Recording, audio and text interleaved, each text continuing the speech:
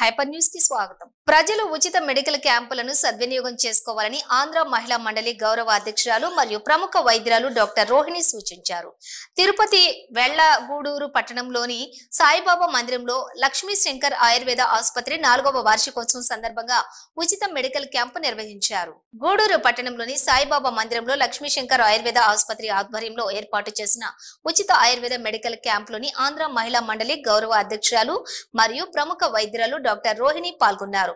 ఈ సందర్భంగా డాక్టర్ రోహిణి మాట్లాడుతూ ఆయుర్వేద చికిత్స ద్వారా అతి తక్కువ సైడ్ ఎఫెక్ట్స్ వచ్చే అవకాశం ఉంది కనుక ప్రజలు ఆయుర్వేద చికిత్స పట్ల చూస్తున్నారని చెప్పి తెలిపారు.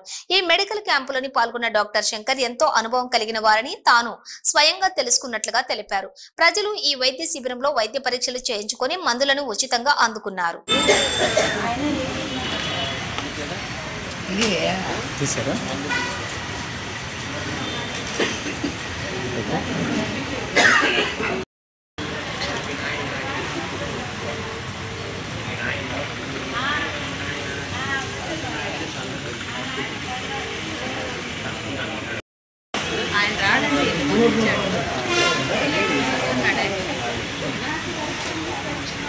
దినేష్ గారు పంపించారు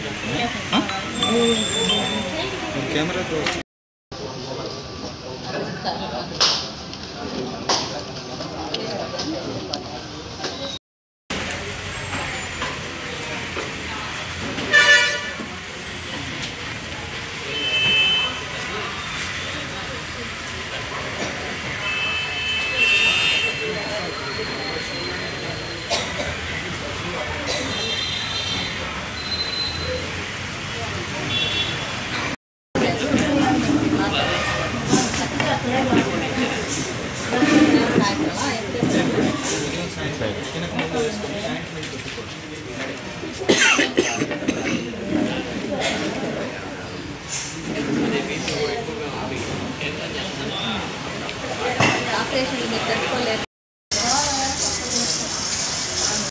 గత 4 సంవత్సరాలుగా మన గూడూరు ప్రాంత ప్రజలకందరికీ కూడా వారి సేవలు అందిస్తున్నారు.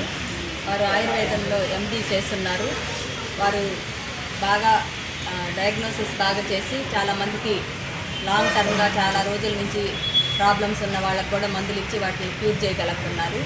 ఆయనకి ఈరోజు మన సాయిబాబా మందిరంలో ఉచితంగా మెడికల్ క్యాంప్ పెట్టుకుంటామని అడిగినప్పుడు అందరికీ ఉపయోగపడే అవకాశాన్ని మనం కల్పించడం మంచిదన్నట్టు ఇక్కడ పెడుతున్నారు వాళ్ళు. తర్వాత నాయుడుపేట నుంచి కూడా డాక్టర్ అనిల్ గారు కూడా వచ్చున్నారు. ఈ ప్రాంతంలో ప్రజలందరూ కూడా దీన్ని సద్వినియోగం చేసుకుంటారని కూడా ఆశిస్తున్నాము. మామూలుగా ఇంగ్లీష్ మందుల కన్నా కూడా ఈ ఆయుర్వేద మందులే ఎక్కువగా ఇప్పుడు జనాల్లో వ్యాపిస్తున్నాయి. ఎందుకంటే దానికి ఎక్కువ సైడ్ ఎఫెక్ట్స్ ఉంటాయి. మామూలు ఇంగ్లీష్ మందులకి ఆయుర్వేద మందులకైతే ఎంతకాలం వాడుతున్నా కూడా దానికి సైడ్ ఎఫెక్ట్స్ ఉండటం చాలా తక్కువగా ఉంది. అది కాకుండా కొన్ని క్రానిక్ డిసీజెస్ మామూలు ఇంగ్లీష్ మందులతో తగ్గకపోయినా కూడా ఆయుర్వేద మందులు తగ్గుతున్నాయని కూడా చెప్తున్నారు. కాబట్టి మీరందరూ కూడా ఈ దగ్గర చూపించుకొని షుగర్కి, బీపీకి, నొప్పులకి, మొలలకి సంబంధించి కూడా మందులు కూడా ఇస్తున్నారు. ఈ అవకాశాన్ని అందరూ సద్వినియోగపరచుకోవాలని కూడా మంచి పేరు ప్రఖ్యాతలు చెంది ఉన్నారు డాక్టర్ శంకర్ గారు. నాకు కూడా చిన్న సమస్య ఉంటే ఆయన దగ్గరికే వెళ్ళాను. నాకు కూడా కొంచెం రిలీఫ్ కనిపించింది. కాబట్టి ప్రతి ఒక్కరికి ఈ అవకాశాన్ని వినియోగించుకోవాలి. ఎక్కువ డ్రై అయిపోతుంది చేసుకునేదానికి మాకు ఈ డాక్టర్స్కి అవకాశం ఇచ్చిన సాయిబాబా మందిరం వాటికి కూడా కృతజ్ఞతలు తెలుపుకుంటున్నాము.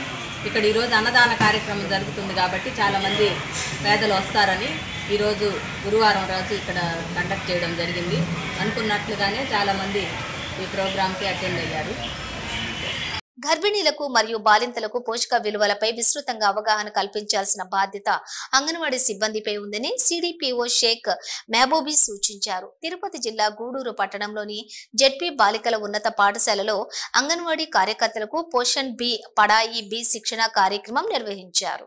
ఉన్నతాధికారుల ఆదేశాల మేరకు నేటి నుండి 15వ తేదీ వరకు అంగన్వాడీ కార్యకర్తలకు పోషణ్ బి పడాయి బి శిక్షణ కార్యక్రమం నిర్వహిస్తున్నారు.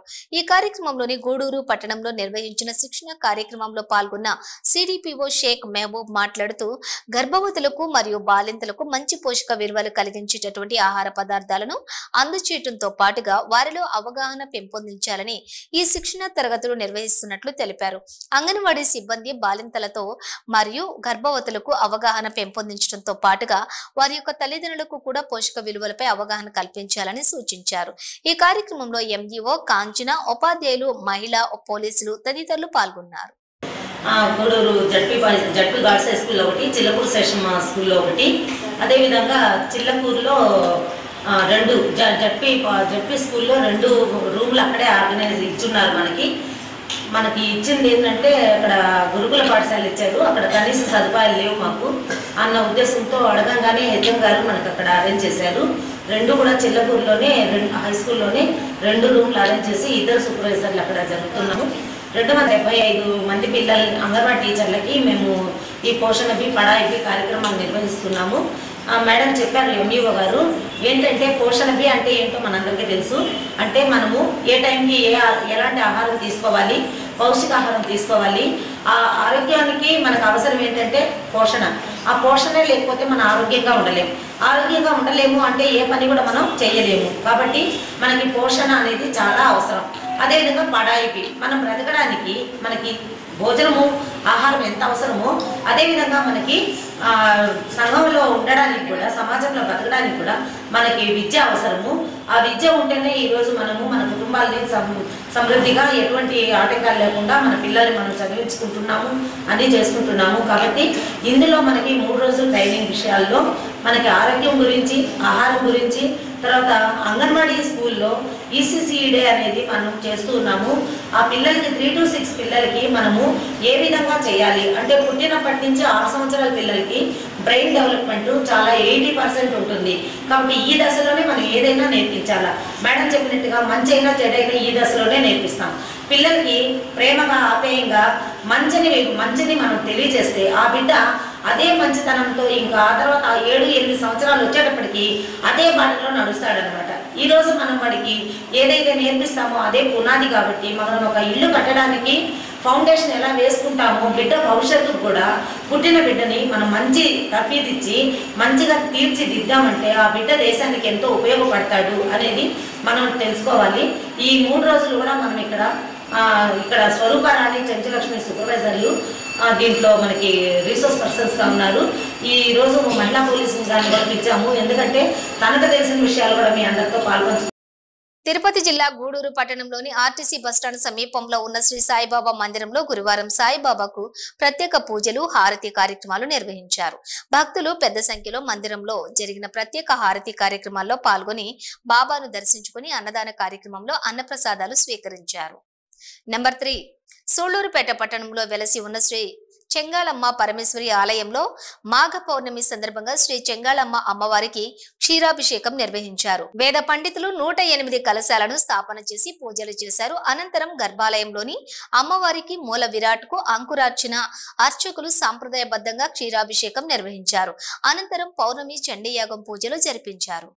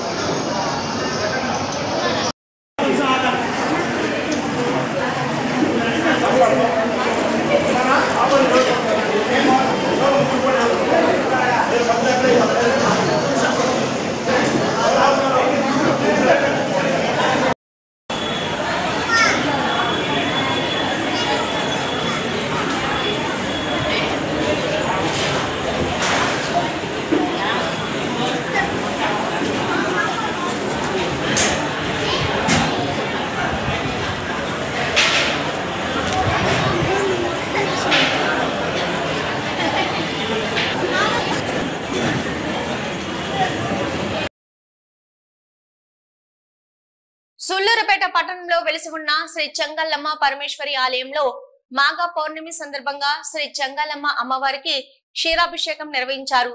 వేద పండితులు 108 కలశాలను స్థాపన చేసి పూజలు చేశారు. అనంతరం గర్భాలయంలోని అమ్మవారి మూల విరాట్కు అర్చకులు సంప్రదాయబద్ధంగా క్షీరాభిషేకం నిర్వహించారు. అనంతరం పౌర్ణమి చండీ యాగం పూజలు జరిపించారు.